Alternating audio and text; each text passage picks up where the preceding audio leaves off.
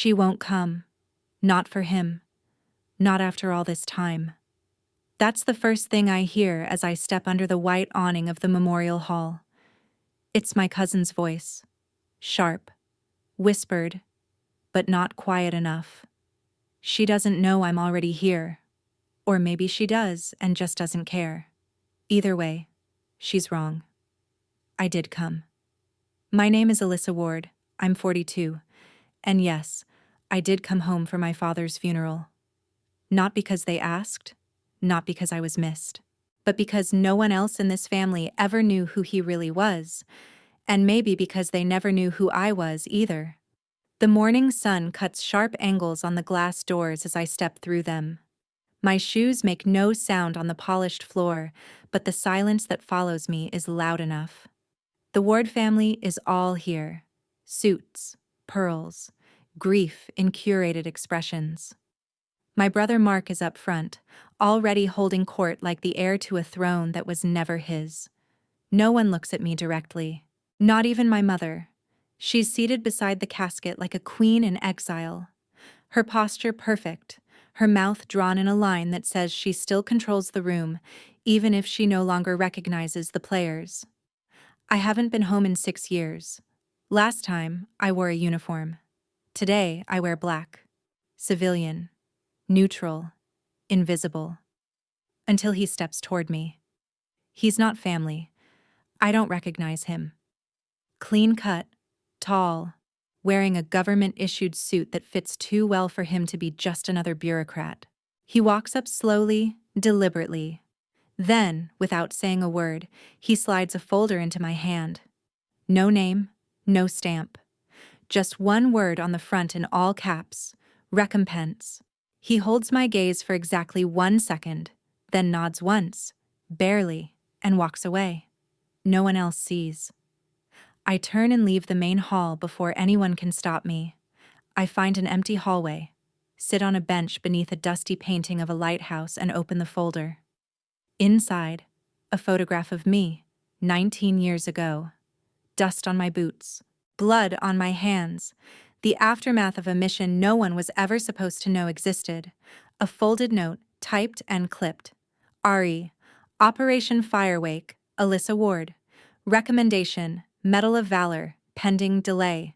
Cause, strategic risk management, family involvement in leak suspicions. I go still. My breath shortens. My fingers curl around the edges of the page. I remember Firewake, every second of it. I was 23.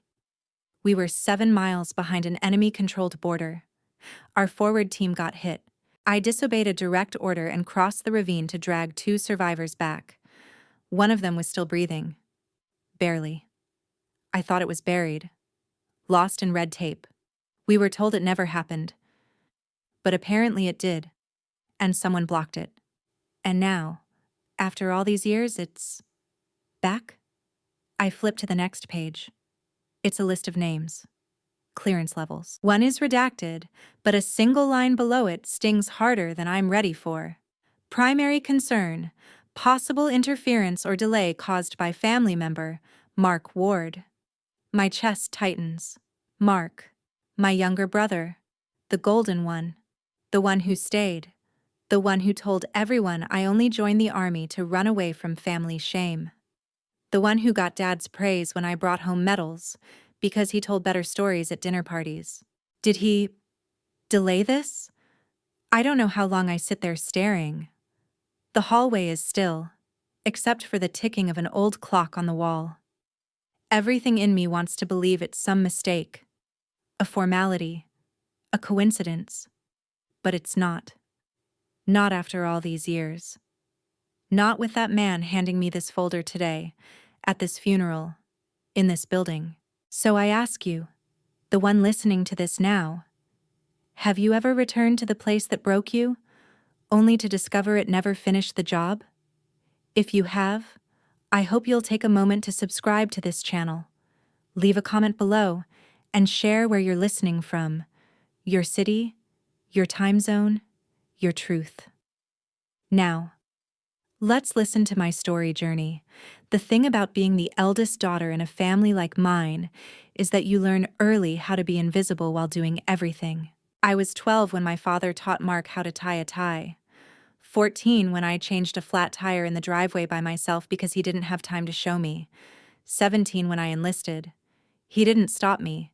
Didn't hug me either. Just said, "That's one way to find structure." Mark cried when I left.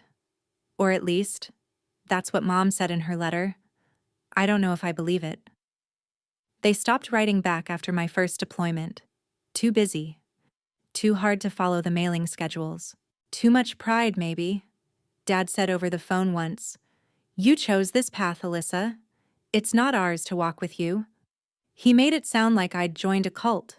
Mark stayed local, went to business school, became a name around town. City council member by 30.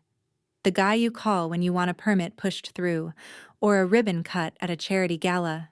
He hosted brunches in Dad's honor, built a bench at the high school with his name engraved. He made sure people forgot I existed, and maybe I let him.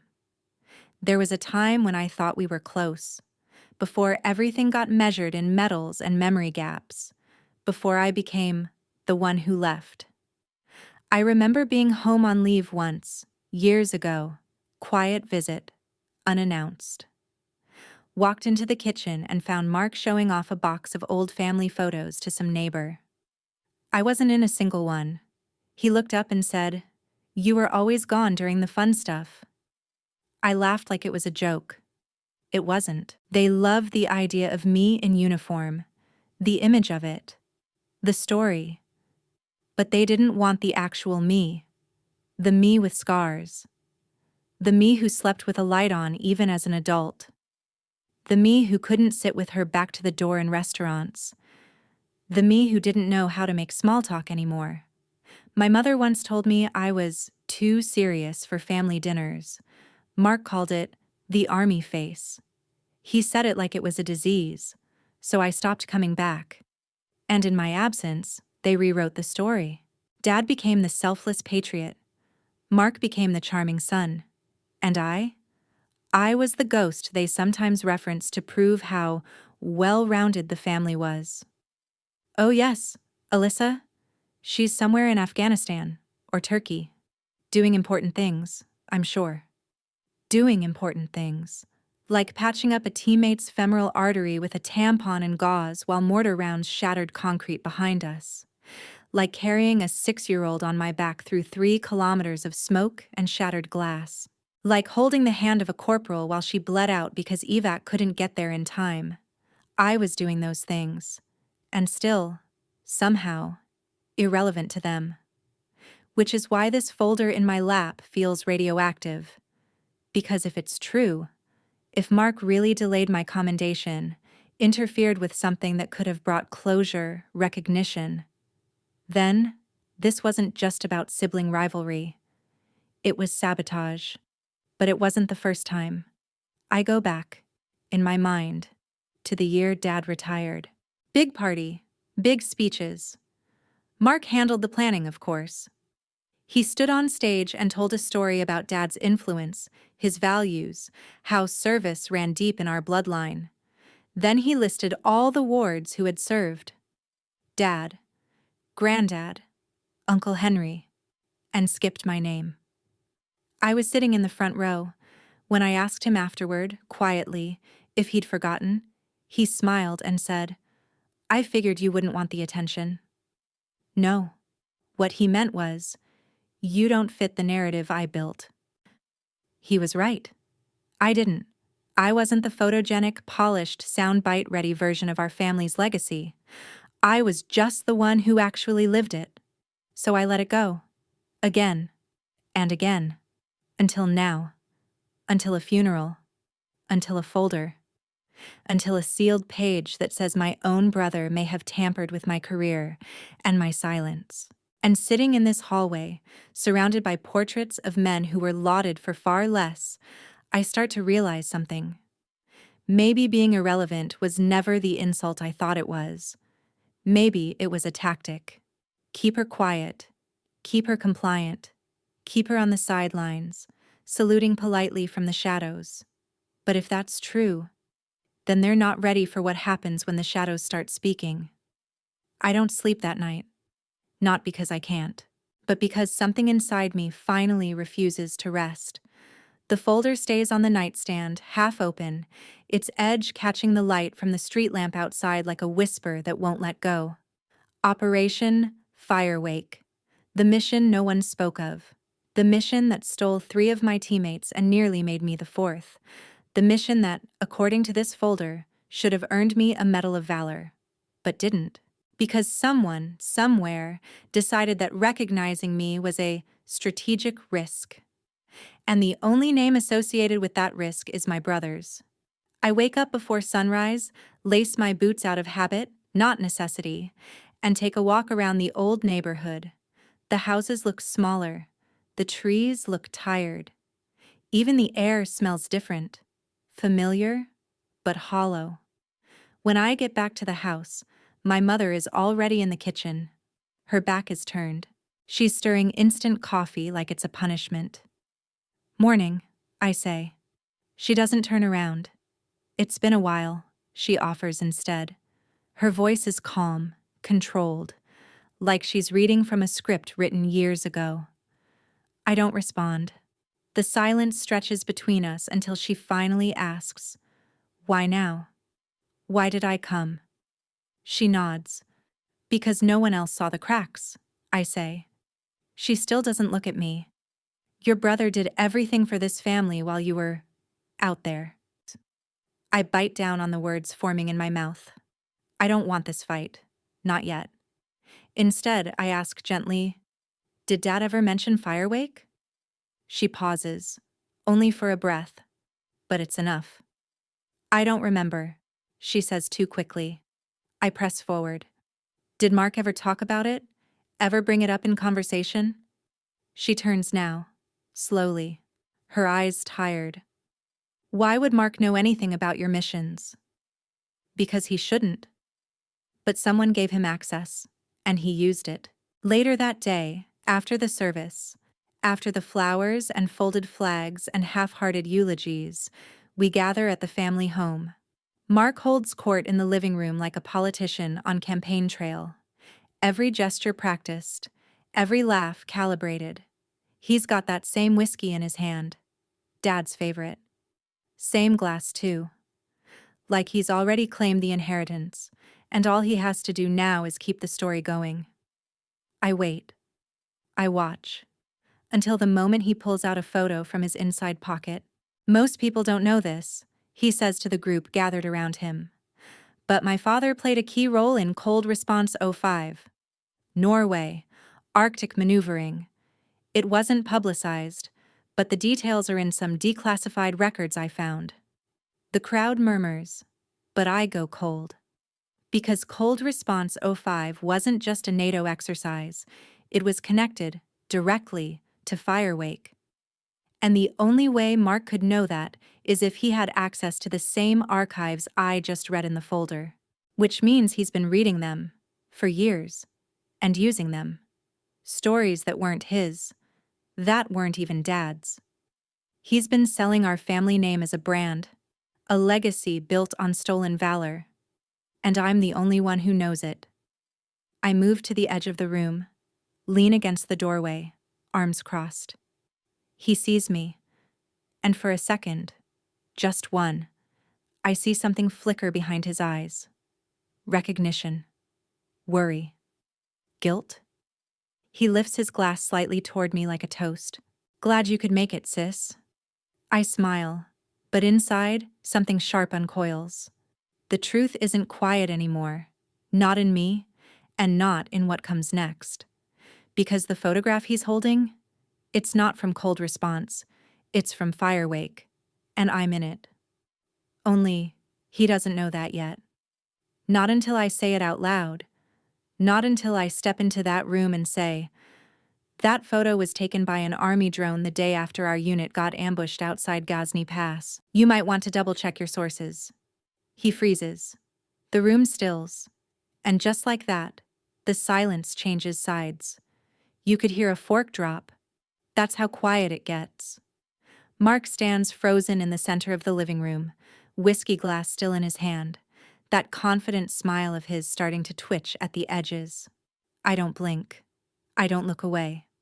I just stand there, arms folded, letting the silence do its work. I know this kind of silence. I've heard it in the moments before an IED blows. I've felt it crawling up my back when a teammate goes still over the radio. It's the silence of something unraveling, and now it's wrapping itself around Mark like a noose. He lowers the photo. His mouth opens like he's about to say something clever. But before he can, someone, probably one of Dad's old golfing buddies, clears his throat. Ghazni Pass? Wasn't that one of those classified ops? I speak calmly, just loud enough to carry across the room. It was. And it wasn't Dad's operation. It was mine. A few people glance at each other. My mother stares at the carpet. Mark tries to laugh it off. You're mistaken, Alyssa.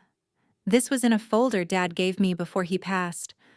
No, it wasn't, I cut in. He flinches. It's subtle, but I catch it. That photo wasn't in Dad's things. It was in a restricted personnel file buried 6 levels deep in an archive that requires 2 forms of biometric clearance. The same file someone tried to block access to over a decade ago. My voice is steady now. And your name was attached to that block, Mark. The room isn't just quiet anymore. It's still. Like no one dares move. Mark's nostrils flare slightly, and he tries to laugh again. Softer this time. Come on, Alyssa. This isn't the time. I step forward, just once. Oh, I think it is. You're using stories that don't belong to you. Telling war tales to donors and friends so you can ride Dad's reputation like a wave. But those aren't his stories, are they? I never... He starts, voice rising, but I cut him off. You stole from the dead, Mark. And worse, you buried the living to do it. The glass slips from his hand and shatters on the floor. My mother finally looks up. Her face is pale, lips trembling. She wants to speak, but she doesn't. Not yet. Mark steps toward me, his voice low. You don't know what you're talking about. Yes, I say. I do. I pull the folder from my coat and flip it open. The room can't see the pages, but I read the heading aloud anyway. R.E. Alyssa Ward. Operation Firewake. Medal of Valor nomination. Delay cause. Interference request filed by Mark Ward. Pending review due to political optics. Mark's face drains of color. You blocked the medal, I say. You used your influence on the city committee to make sure it got tied up in optics because you thought my recognition would pull the spotlight off you. I did it to protect the family, he blurts. There it is, the truth, out loud. And like all secrets said aloud, it loses its power the second it's exposed. I am the family, I whisper. The one who bled for it. The one who almost died for it. And you erased me. Someone near the couch, a cousin, maybe, gasps. Another person stands up and quietly walks out of the room. Mark looks at me like I just betrayed him, like I started this. But he doesn't realize. I ended it. Because 5 minutes later, my phone rings. Unmarked number. Encrypted signal. I excuse myself and step outside. Kyle is already in the car waiting. I take the call beside the mailbox. A woman's voice, crisp and official. Lieutenant Ward, this is Major Helen Fox. I'm calling to inform you that your Medal of Valor ceremony has been cleared for reinstatement. I exhale, slow and quiet. You'll be formally notified, but the ceremony is set for 2 weeks from today. Pentagon Hall. You'll be the final recipient that morning. Final? I ask. Yes, ma'am, she says. We always end with the one that silences the room. 2 days later, Mark asks for a family dinner. He sends out a group message like nothing's happened, like the confrontation in the living room was just a strange dream everyone agreed not to talk about. The message reads, "Dinner at Mom's. Just us. Let's try to put things back together." Put things back together. As if I knocked something over. As if the truth is just a broken vase we can sweep into a box and forget. I don't reply. But I go. Not because I want reconciliation, but because I want witnesses. I walk into the house wearing black slacks and a tucked-in blouse. Not a uniform. Not armor. Just something neutral enough that no one can say I came looking for war. Mark is already there, setting the table with folded napkins like we're shooting a commercial for forgiveness. Mom's in the kitchen. She doesn't meet my eyes, but she nods when I walk in, a progress of sorts. The others arrive in trickles. Cousins, Mark's wife, my aunt with her gentle judgment and 2 loud whispers. They smile politely, ask the wrong questions, pretend nothing happened. I play along. I answer vaguely. I pass the salad. Until dessert. That's when Mark stands. Glass in hand, always a glass, and taps it gently with a spoon. "Just wanted to say something," he begins. The room stills. Here we go. "I know things got tense at Dad's memorial," he says, voice smooth like he's rehearsed this. Emotions were high. Grief does strange things to people. I stare at my water glass. My jaw tightens. But we're a family, and I think we owe it to ourselves, and to Dad, to find a way through. We can't let misunderstandings divide us. Misunderstandings. That's what he's calling this. Theft. Sabotage. Years of erasure. A misunderstanding. I glance at my mother. Her lips are pressed tight, eyes fixed on her folded hands. No one says anything. Mark lifts his glass. "To Dad," he says, "and to moving forward." The toast hangs in the air like smoke from a burning bridge. He drinks. Most of them do. I don't. I stand, calm, measured. The way I did when I testified in Afghanistan after the bombing. The way I did when I had to write next of kin letters for soldiers I couldn't save. "You're right," I say quietly. "We shouldn't let misunderstandings divide us. That's why I'm going to be perfectly clear." All eyes turn to me. In 2 weeks, I'll be at the Pentagon, receiving the Medal of Valor. A pause. Some murmurs. My aunt gasps. I continue. "For actions taken during Operation Firewake, an operation that my brother, Mark, tried to suppress, an operation he used without permission to build a political resume." Mark's face goes pale. "And for the record," I add, "the military has reopened the inquiry into how that file was accessed. They're tracing the chain of custody now. Every login, every IP address, every signature." He opens his mouth, but I raise a hand. "No more speeches, Mark. No more toasts. No more pretending." My voice softens, but my words don't. I gave 17 years to the Army. You gave 17 lies to everyone in this room. Silence. Pure. Crushing. Real. I turn to my mother. "I didn't want a medal," I say. "I wanted to come home and not feel like a stranger. But you made your choice. You always did." She doesn't speak. I nod once, then walk toward the door. As I reach the hallway, Mark says softly, almost to himself, "I never thought they'd give it to you." I stop. Turn slightly. "They didn't," I reply. "I earned it." Then I walk out. The invitation arrives 3 days later. Official envelope, heavy paper, gold trim, embossed seal. United States Department of Defense Medal of Valor presentation ceremony. Honoring Lieutenant Alyssa Ward. Retitisher. Date, time, location, dress code, formal or uniform. I hold the invitation in my hands for a long time, not because I'm unsure, but because part of me still can't believe it's real. After all these years of silence, of erasure, of watching others be applauded for things I did in the dark, I'm finally being seen. Not in a parade, not in a movie, but in the quiet kind of spotlight that says, "We didn't forget. We just waited too long to say it." Kyle, my old medic from deployment who now lives in Maryland, calls me that night. He saw the press notice. "They're finally doing it, huh?" he says. "Yeah." "You okay?" I hesitate. Then tell the truth. "I don't know." Because I'm not angry anymore, and I'm not proud. I'm tired. Tired of fighting for oxygen in a family that never noticed I was drowning.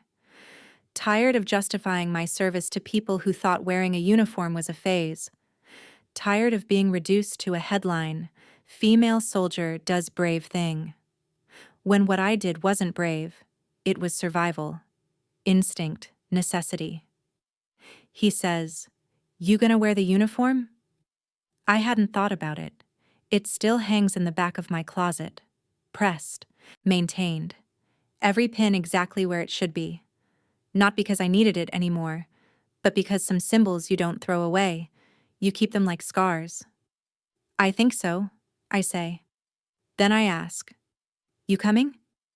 Kyle pauses. "Hell yeah," he says. "Wouldn't miss it." The night before the ceremony, I stay at a small hotel near Arlington. Clean room. No noise. No distractions.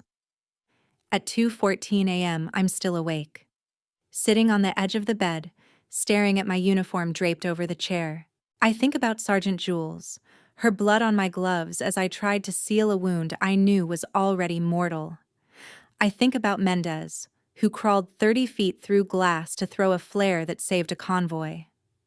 I think about the enemy radio I intercepted with trembling hands, decoding the coordinates that helped us avoid a second ambush. Firewake wasn't a mission, it was a crucible, and I survived it. But what hurt most wasn't the firefight. It was coming home to a family that asked, "So, how was it?" Like I'd gone to summer camp. Morning arrives gray and overcast. Fitting. At Pentagon Hall, the room is full, but hushed. Decorated with flags and framed faces of those who came before. I check in at the side entrance. A junior officer takes my name and quietly says, "Thank you for your service, ma'am." I nod, not sure what to say. Inside, dignitaries fill the front rows. Gold stars glint on collars. Medals catch the light like small suns. I spot Kyle near the back. I spot my aunt. I spot no one from my immediate family. I figured they were invited, but I didn't wait for their RSVP. Then, 10 minutes before the ceremony starts, I feel it. A presence beside me. I turn. It's my mother. Wearing the same pearl earrings she wore to my graduation from basic. She looks at me, unsure. "I wasn't going to come," she says. I nod. "I know." But then, I read the citation. Silence. And I realized, she adds softly, "I never asked you what it cost." I don't answer, because that question, it's not meant to be answered. Not fully. She exhales, looks away. "Mark's under investigation. I didn't know how deep it went. I still don't want to." "I know," I say again. A pause. Then she adds, "I'm sorry, Alyssa." That's all. And for the first time in a very long time, I believe her. The hall quiets. The MC reads the names of those receiving honors before me. 2 posthumous awards. One for a young sergeant who threw himself over an IED in Kabul. Another for a captain who never made it out of Benghazi. Each time, the room stands, applauds, then sits again, solemn. Then my name is called. Lieutenant Alyssa Ward, retired, United States Army. Recipient of the Medal of Valor for actions during Operation Firewake. My legs move before I can process.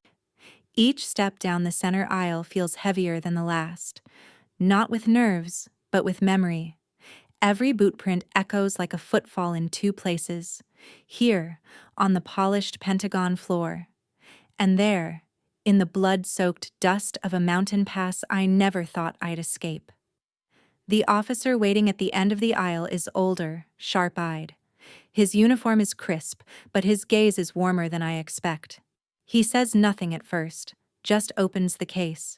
Inside, the Medal of Valor glints under the lights. I feel everything and nothing. He lifts it with both hands and pins it to my uniform. Then, finally, he speaks.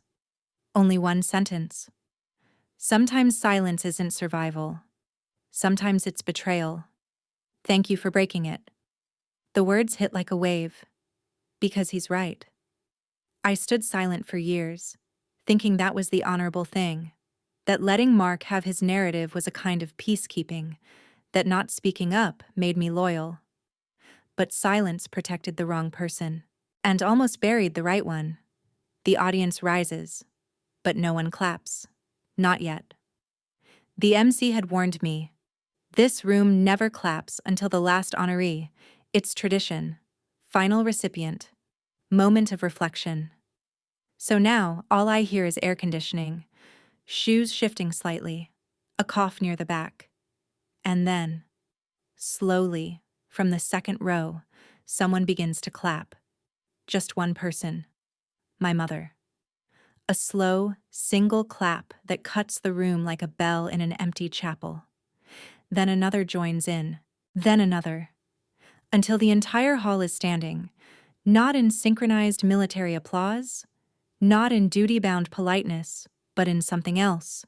Stillness, respect, realization, because there are medals that shine, and there are medals that weigh more than they glitter. This one does both. I nod once, then turn and walk back up the aisle. As I pass the rows, I don't see just people.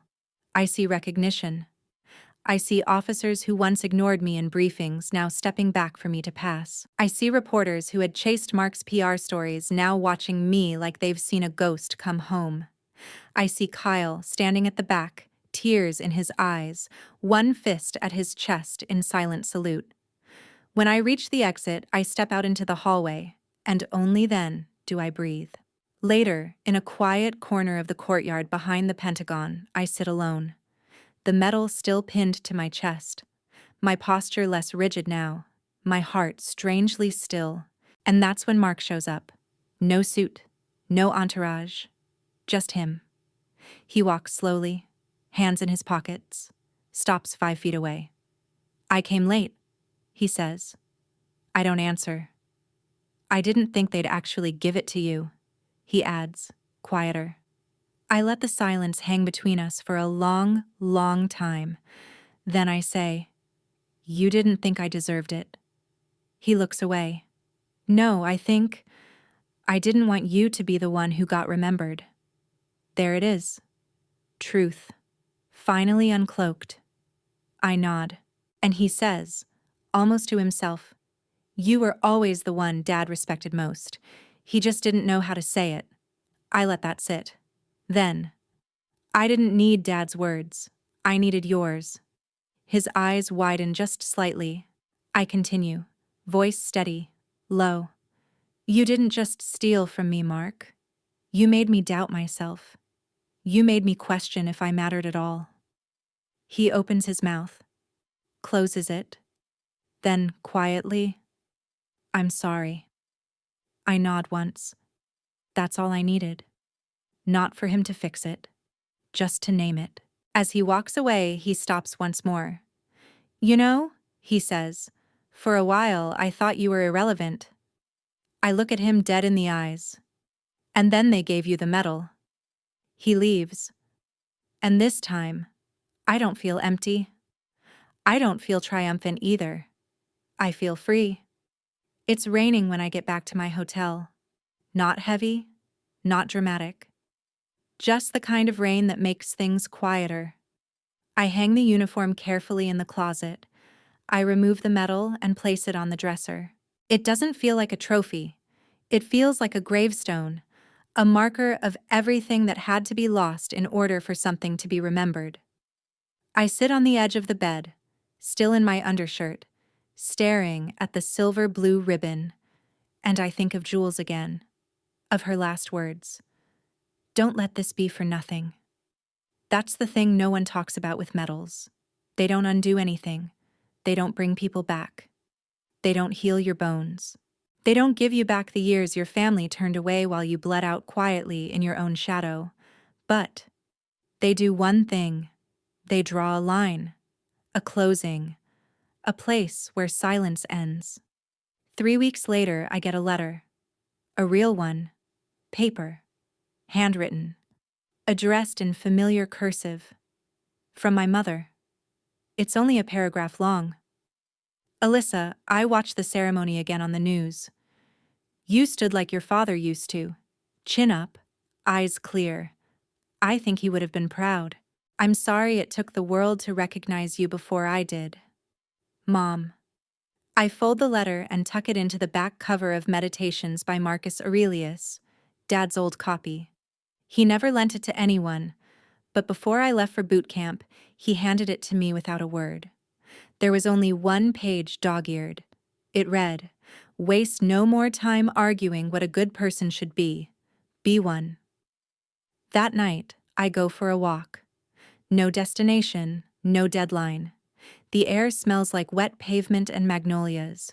People nod as I pass, not knowing who I am or what I've done. And for once, I'm okay with that. Because I'm not carrying the weight of proving myself anymore. The story's already been told. A few months later, I get invited to speak at a leadership seminar for new recruits.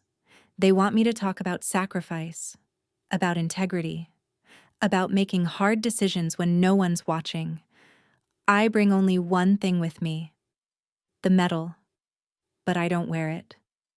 I place it on the podium, gently. Let it speak first.